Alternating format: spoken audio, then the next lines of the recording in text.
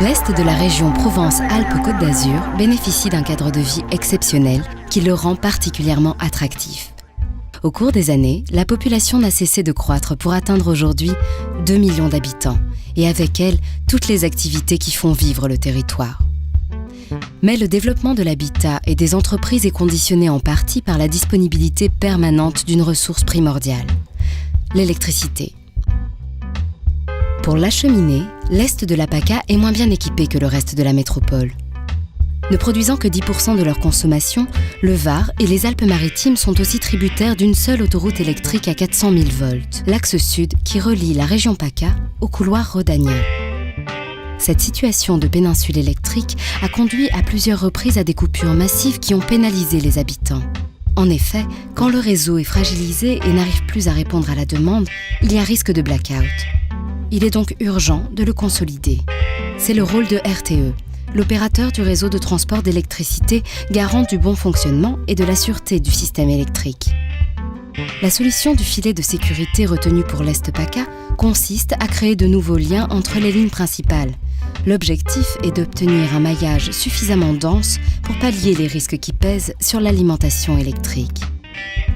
Concrètement, il s'agit de compléter le réseau existant par 3 nouvelles lignes à 225 000 volts, ce qui représente un investissement de RTE de 170 millions d'euros.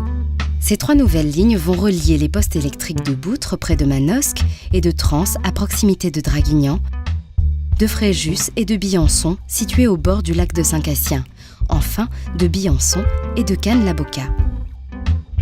Pour optimiser les délais et tenir l'engagement de mise en service d'ici 2015, le projet a été conçu entièrement en souterrain. Il suit des routes départementales et pistes forestières bien orientées, ce qui permet une bonne intégration environnementale au sein de paysages vierges de réseaux de transport d'électricité.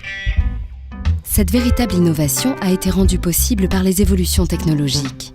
Entre Boutre et Trans, le trajet atteint 65 km, ce qui constitue un record mondial, celui de la plus longue liaison souterraine, 225 000 volts, en courant alternatif à ce niveau de puissance.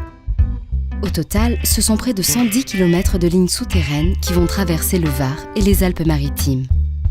Pour répondre aux besoins en puissance, RTE a sélectionné un câble d'une capacité encore jamais utilisée en France. Il est constitué d'une partie conductrice en cuivre pouvant atteindre 2500 mm². Elle est entourée d'un isolant, d'un écran métallique en aluminium et d'une gaine de protection extérieure. En tout, ce sont 10 000 tonnes de câbles qui doivent être acheminés sur le chantier.